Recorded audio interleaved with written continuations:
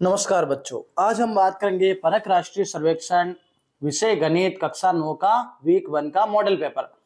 तो बच्चों, पहला प्रश्न दिया हुआ है, एक किताब की दुकान के मालिक ने 60% किताबें बेच दी और उसके पास अभी भी 540 किताबें शेष है, तो उसके पास कुल कितनी किताबें थी? तो बच्चों, उसके पास कुल कितनी किताबें थी? 1350 किताबें। उसमें से 60% बेच दी तो 540 उसके पास है बचेगी।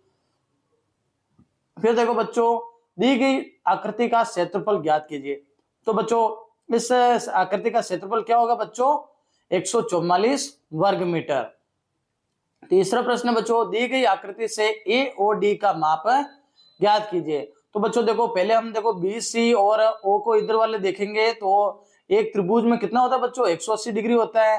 तो 30 और 30 60 जोड़ेंगे तो उधर वाला 120 होगा, तो उसके सामने वाला भी पीछे वाला भी 120 डिग्री होगा, यानी तीसरे का हमारा ब उत्तर सही रहेगा। प्रश्न संख्या 4, एक संख्या को 8 में जोड़ा जाता है और फिर परिणाम को 5 से गुणा किया जाता है।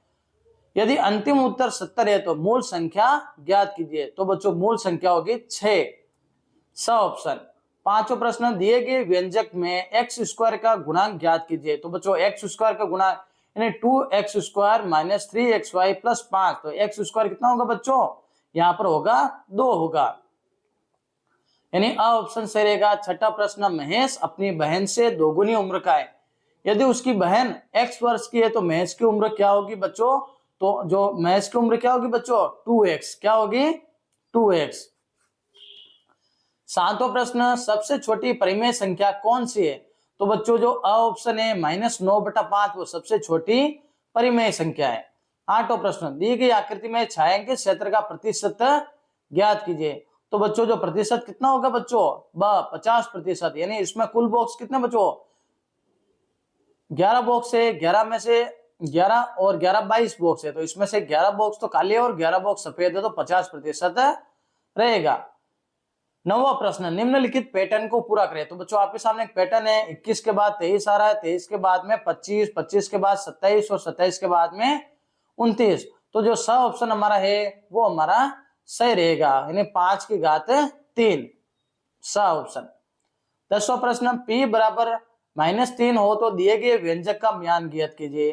तो एस पी जो 5 है, p के 3 माइनस p का स्क्वायर प्लस 8p-1, तो जो ब ऑप्शन है यानी माइनस का 149 वो हमारा सही उत्तर रहेगा।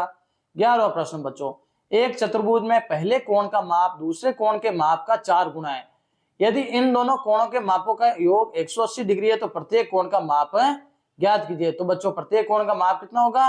अ ऑप्शन 36 डिग्री और 144 डिग्री। 12वां प्रश्न, निम्नलिखित व्यंजक z के किस मान के लिए बराबर हो जाएंगे? तो ब ऑप्शन से रहेगा बच्चों, यानी 2z माइनस 8 4z प्लस 8 6, तो z का मान क्या रहेगा? माइनस का 7।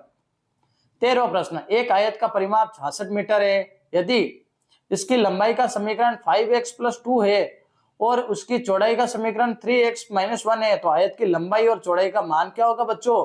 तो वो होगा ब ऑप्शन, यानी 22 मीटर और 11 मीटर। फिर 14वां प्रश्न बच्चों, व्यंजक को सरल कीजिए। तो बच्चों, व्यंजक है जो बॉक्स में लिखे हुए x प्लस 4 की घात 2 माइनस x प्लस 3 और x माइनस 3, तो ब ऑप्शन हमारा सही रहेगा बच्चों, 8x प्लस 25। 15वां प्रश्न, यदि 3x माइनस 7y बराबर 100 है और xy बराबर माइनस का 1 हो तो 9x square plus 49y square का मान क्या होगा बच्चों? तो अ ऑप्शन 142 रहेगा। 16वां प्रश्न, दिखाए गए एक समांतर चतुर्भुज में जो कोण है JML का माप क्या होगा बच्चों? तो वो होगा 70 डिग्री बच्चों, अ ऑप्शन।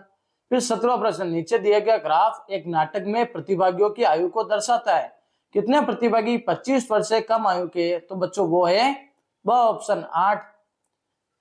18वां प्रश्न, दिखाए गए वृत्त आलेख में कार्यालय के कर्मचारियों द्वारा उपयोग किए जाने वाले परिवहन के साधन को निर्धारित करने के लिए डेटा एकत्र किया गया है। यदि 66 लोग बस से यात्रा करते हैं तो कितने अधिक कर्मचारी कार की तुलना में मेट्रो से यात्रा करना पसंद करते हैं? तो बच्चों, वो रहेगा द ऑप्शन 150।